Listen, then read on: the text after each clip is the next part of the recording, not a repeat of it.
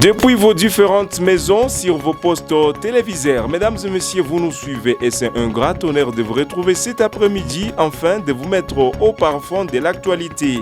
L'ambassade de France en République démocratique du Congo a fermement rejeté les informations faisant état d'une présence des militaires français dans plusieurs zones de l'Est de la RDC, notamment à Rubaya, Fizi et Mikenge.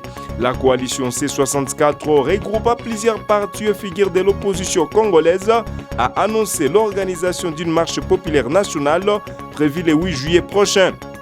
Cette décision a été prise à l'issue d'une réunion consacrée à l'évaluation des événements survenus lors de manifestations du 12 juin 2026. Et puis en sport, les détails de ce ligne, vous le suivrez dans cette édition du journal. Mais avant, veuillez vous abonner et installez-vous confortablement pour les détails. À toutes et à tous, bienvenue.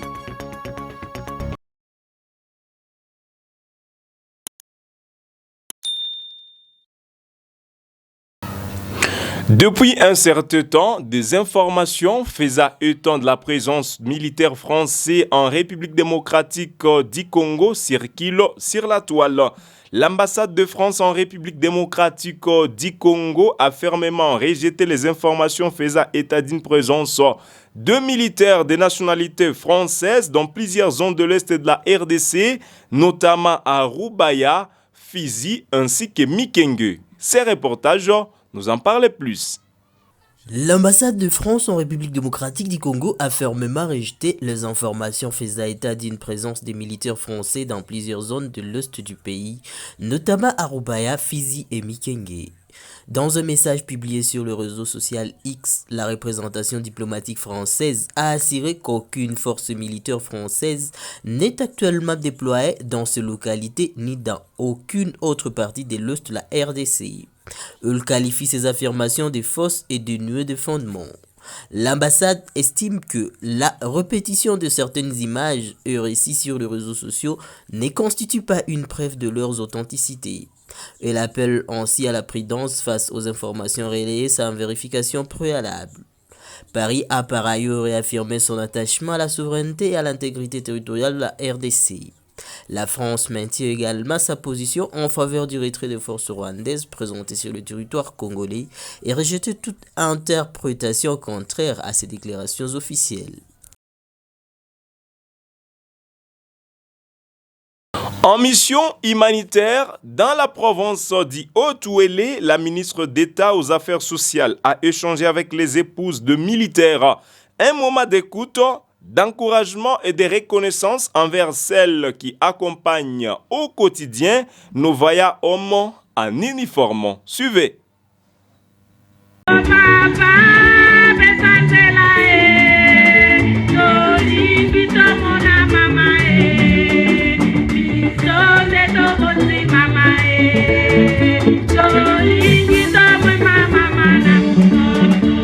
C'est dans une ambiance chaleureuse que la ministre d'État aux Affaires sociales, Action humanitaire et Solidarité nationale a été accueillie au camp Mambaya à Isiro par les épouses des militaires.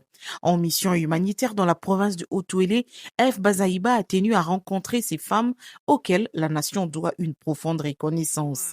Elles qui, au quotidien, partagent les sacrifices, les inquiétudes et les espoirs de nos vaillants hommes en uniforme. Je suis venu vous voir parce que vous êtes le soutien de nos militaires au front. Ils ont besoin de vivre dans une ambiance harmonieuse pour accomplir leur mission avec sérénité.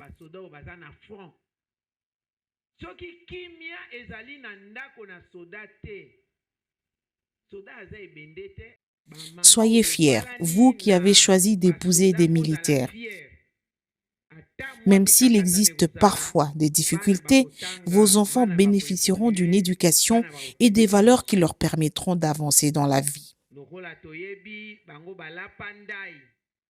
Nous devons prier pour nos militaires car ils ont choisi de servir la nation sous le drapeau jusqu'au sacrifice suprême.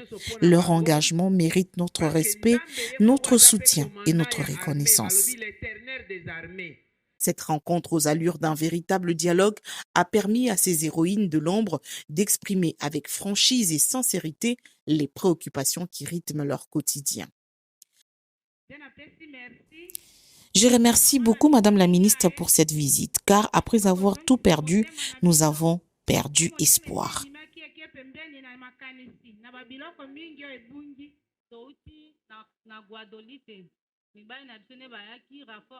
Mon mari est venu de Guadeloupe en renfort ici. En tout cas, je n'avais plus la paix parce que je suis venue, il y a des femmes enceintes, nous dormons par terre, nous n'avons pas de quoi manger, nous avons perdu espoir. Mais maintenant, avec votre présence, je suis très contente.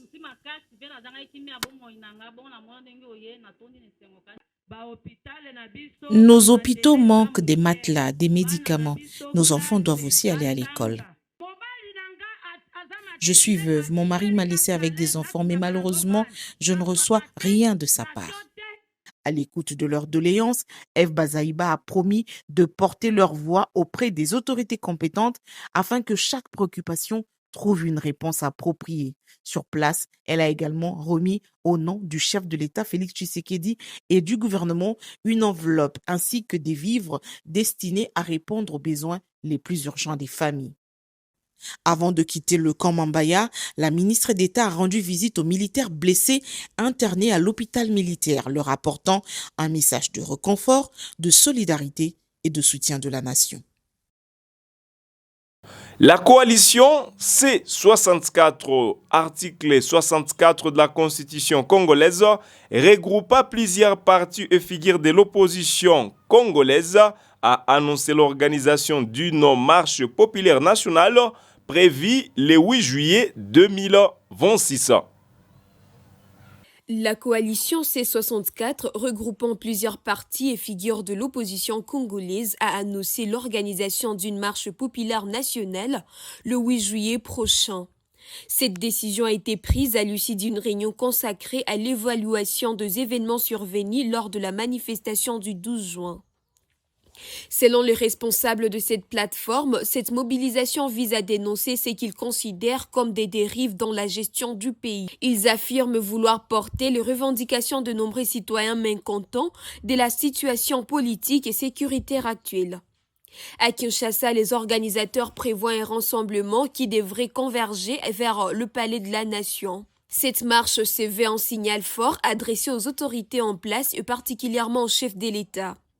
L'opposition exige la démission du président Félix Tshisekedi, qui l'accuse notamment de trahison et de violation de la Constitution. Les autorités n'ont pas encore officiellement réagi à cette annonce, qui intervient dans un climat politique déjà tendu. Après 3 mois des travaux de la session ordinaire de mars, ouverte le 15 du mois, les 2 chambres législatives ont fermé leurs portes tard dans la nuit du lundi 15 juin 2026, conformément au prescrit de l'article 115 de la Constitution. Honorable sénatrice, honorable sénateur et chers collègues, voici le résultat du vote.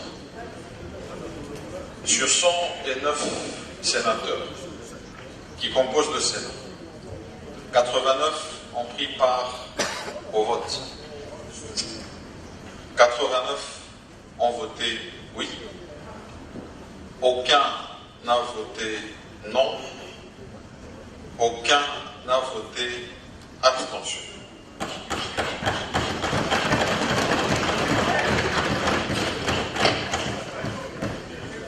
Et donc, en conséquence, et à l'unanimité, le Sénat vote la proposition de loi fixant les conditions d'organisation du référendum en République démocratique.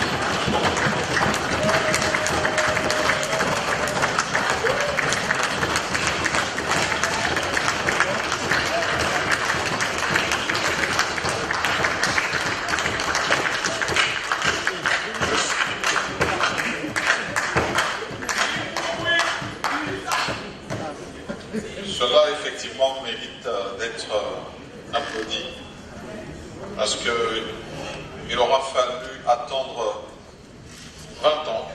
depuis la Constitution du 18 février 2006 pour qu'un Parlement constitué de l'Assemblée nationale et du Sénat, en toute responsabilité, prenne l'acte d'un texte donnant les conditions d'organisation du référendum en République démocratique du Congo et les conditions dans lesquelles le peuple peut s'exprimer dans toute sa souveraineté. Je signale que ce texte de loi n'est pas voté en des termes identiques par nos deux chambres. Ainsi, conformément à l'article 135 alinéa 2 de la Constitution et 138 alinéa 2 de notre règlement intérieur, une réunion mixte sera mise en place immédiatement. Elle est chargée d'aplanir les vues et de proposer un texte unique qui sera ensuite soumis à chacune des deux chambres pour adoption du rapport. À cet effet, je demande aux membres du bureau de la commission PAJ de s'organiser afin d'aller rencontrer leurs collègues de l'Assemblée nationale de la même. L'Assemblée nationale de la République démocratique du Congo a clôturé ce lundi 15 juillet 2026 sa session ordinaire de mars après 3 mois de tense activité législative, des contrôles parlementaires et de diplomatie parlementaire. Aimé Bodji Sangara est dans cet élément choisi par votre rédaction. Avec responsabilité les missions que lui confère la Constitution et son règlement intérieur, à savoir voter les lois, contrôler le gouvernement, les entreprises publiques, les établissements et les services publics, ainsi que représenter le peuple congolais. Dans l'accomplissement de ces missions, nous avons eu pour boussole et source de motivation la loyauté institutionnelle, l'attachement indéfectible aux valeurs républicaines, ainsi que la ferme volonté de défendre les intérêts supérieurs du peuple congolais, dont nous sommes les représentants légitimes. Honorables députés, chers collègues, la situation sécuritaire dans l'est de notre pays demeure la préoccupation principale de la représentation nationale. Alors que nous clôturons ces travaux, nos pensées se tournent immédiatement vers l'est de notre pays.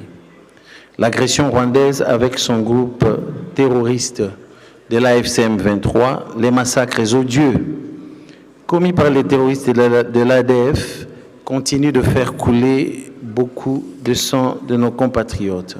Depuis cette tribune, l'Assemblée nationale réitère sa condamnation la plus ferme de cette guerre meurtrière et injuste. C'est ici l'occasion de rendre un hommage vibrant et solennel à nos forces armées, les FARDC, aux volontaires pour la défense de la patrie, les Wazalendo, qui se battent jour et nuit au péril de leur vie. Aux populations meurtries du Sud Kivu, du Nord Kivu et de l'Ituri, nous disons « La nation ne vous oublie pas ». Aux agresseurs rwandais et leurs supplétifs de l'AFC M23, nous disons qu'il est temps que le pouvoir rwandais arrête ses manœuvres de déstabilisation, qu'il cesse le pillage de nos ressources et mette fin immédiatement à l'extermination de nos populations. Ni les velléités expansionnistes, encore moins la violence, ne parviendront à entamer notre souveraineté. Aucune portion de notre territoire ne peut être cédée. Le Rwanda doit comprendre que la géographie nous condamne à être voisins pour l'éternité. La guerre ne fera que perpétuer une haine dont les générations futures paieront le prix et seule la paix durable profitera à tous. Je déclare close la session ordinaire de mars 2026. Dans un mémorandum adressé au chef de l'État et président de la République, Félix-Antoine Tshisekedi Tshilombo, ce lundi 15 juillet 2026, devant le gouverneur Joseph Moïse Kamboulou, les chefs coutumiers de la province du Kasaï central souhaitent voir le changement et la modification de la Constitution. Suivez. Ils ont dit oui au processus de la réforme constitutionnelle. Le chef coutumier du Kasaï central se sont prononcés lundi 15 juin 2026 à travers un mémorandum adressé aux garants de la nation. Lu et déposé en main au gouverneur Joseph Moïse Kambouloukonko, qui avait à ses côtés son vice-job Kouinda Makandende. Ce mémorandum comprend également une recommandation, celle de voir la nouvelle loi fondamentale être rédigée à Kananga, comme ce fut le cas en 1964. Simo Betoumouzadi est secrétaire de l'Alliance des autorités traditionnelles et coutumières pour le Grand Congo.